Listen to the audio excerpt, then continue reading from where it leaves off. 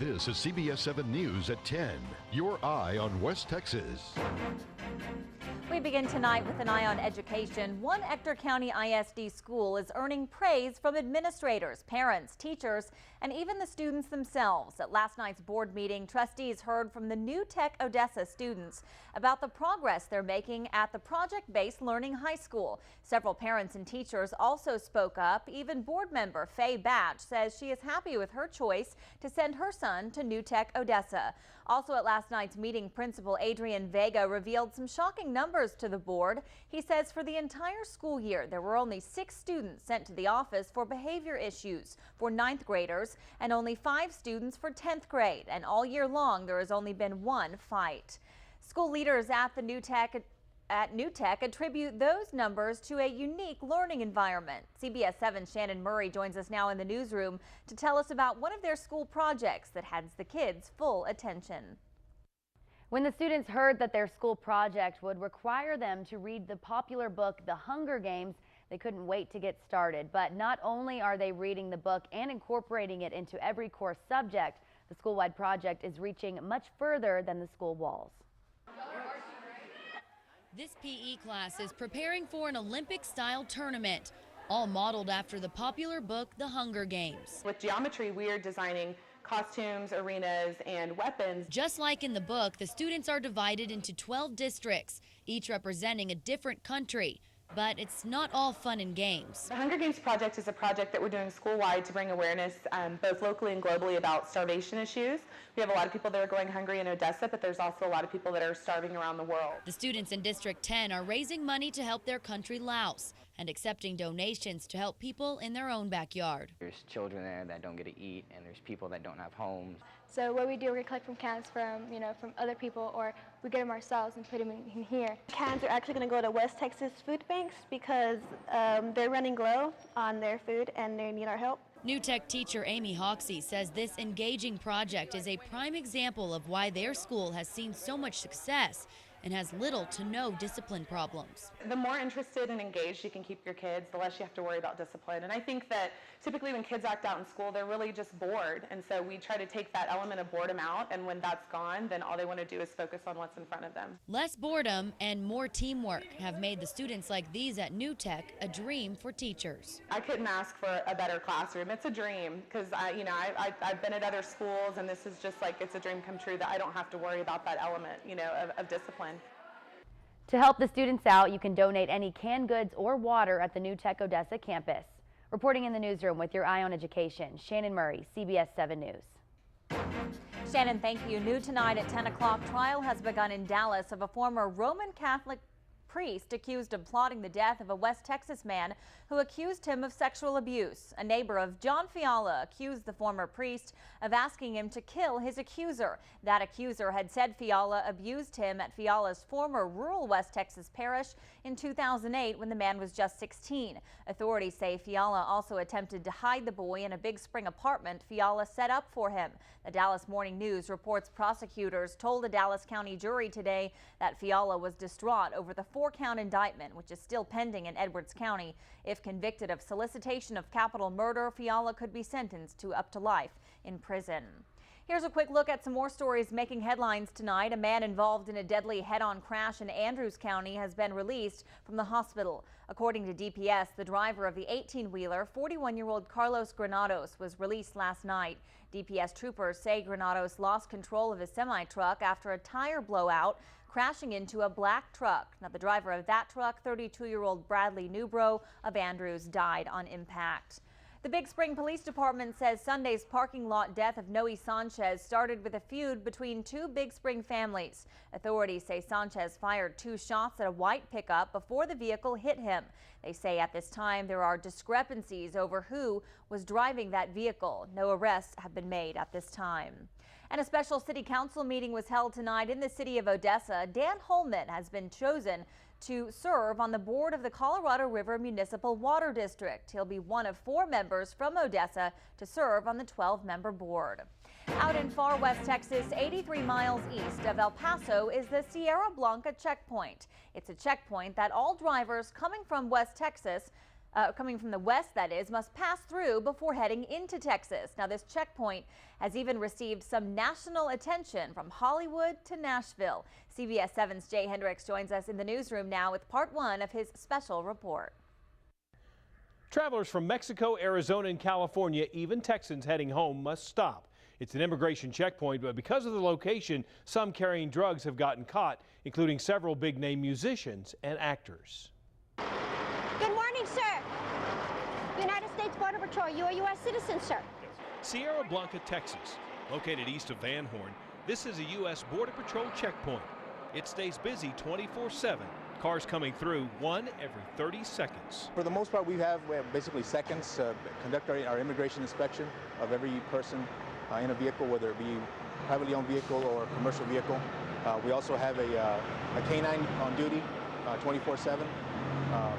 Checking traffic for narcotics. Those narcotics busts have landed several stars in jail in nearby Sierra Blanca. That notoriety has given it the name, the Checkpoint of the Stars. Willie Nelson, Snoop Dogg, Army Hammer, all caught at the Sierra Blanca checkpoint. Border Patrol agents using a canine dog hit on all three. Everybody comes through here, everybody gets inspected, no matter what their background is. From Irvine, California? Since all three were caught in possession of marijuana, there are other factors like the amount and what type of drug are found to determine possible charges. First one to DEA to see if they'll accept the case for prosecution. If they decline for whatever reason, then we'll contact our local ICE office in El Paso, Homeland Security Investigations. And if they decline as well, then we normally turn it over to the Hudspeth County Sheriff's Office. Even though these stars gave them some attention, Border Patrol agents like Ricardo Velasco say they continue to do their job, which also includes large loads of marijuana like this haul, 900 pounds found in the back of an 18-wheeler. It was a commercial vehicle, a semi-truck that pulled up. It was a driver out of California. The truck was coming from California on its way east somewhere. Our canine that we had on pre-primary alerted to the vehicle, to the semi. It was sent over to our secondary inspection area, and upon further search, the agents were able to, they discovered 900 pounds that were concealed within the bumper of the semi-trailer.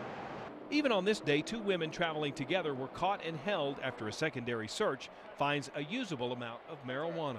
I would say a very good percentage of the narcotics, the marijuana that we seize here, is actually coming from California. Okay. Because California does have they've legalized marijuana, whether these subjects aren't told when they go see a doctor and they prescribe marijuana to them, they show up here, our dog alerts, and they say, oh no, and they pull out their little, marijuana prescription, and we say, well, Texas has zero tolerance for marijuana, and of course we've got to take those subjects. But drugs are not the only focus at this checkpoint. They must stay alert at all times. Actually, our primary mission is actually terrorism. Okay. As part of Border Patrol, Customs Border Protection, our one primary goal is to detect terrorists and their weapons of mass effect, prevent those from, obviously if they're here, they've already entered the country, but from going any further into the interior.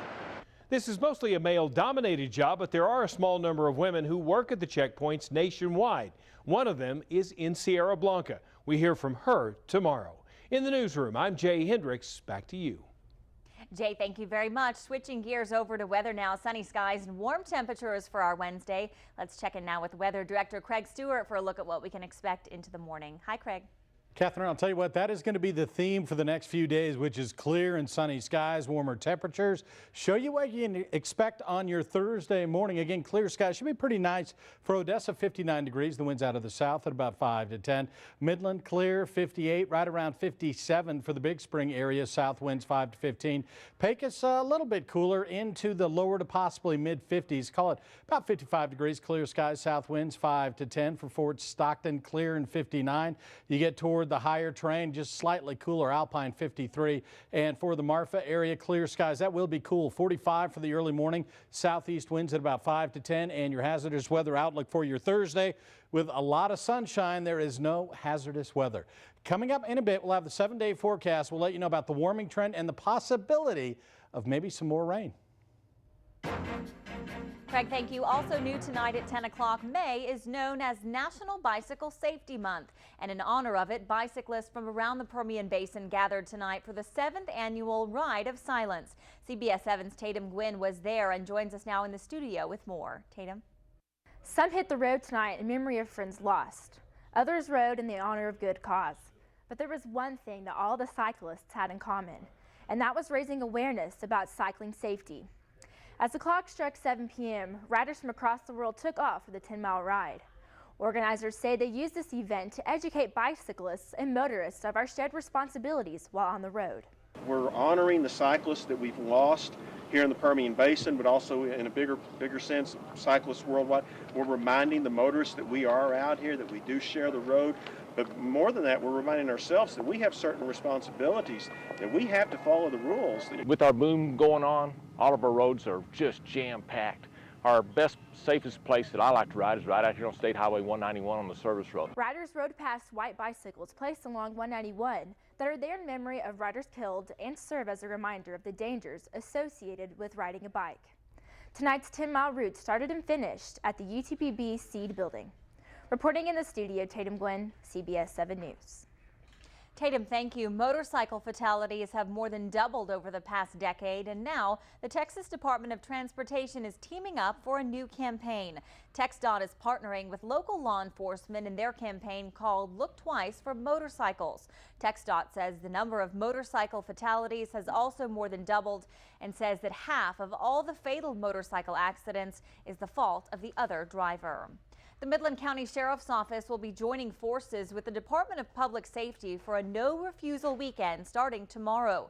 The Midland County Sheriff's Office received a grant that will allow more officers on the roadway during peak hours. Authorities say that since Crude Fest is this weekend, there'll be an increased number of people in our area planning on concentrating their efforts looking for impaired drivers. Mainly because we know there's going to be an increase in vehicle traffic in the area. There's going to be an increase of people coming in to celebrate and to have fun. So we felt like it was a good idea to have it on that weekend. If you do plan on drinking, authorities encourage everyone to designate a sober driver and look for alternative rides home or spend the night where you are if it is safe.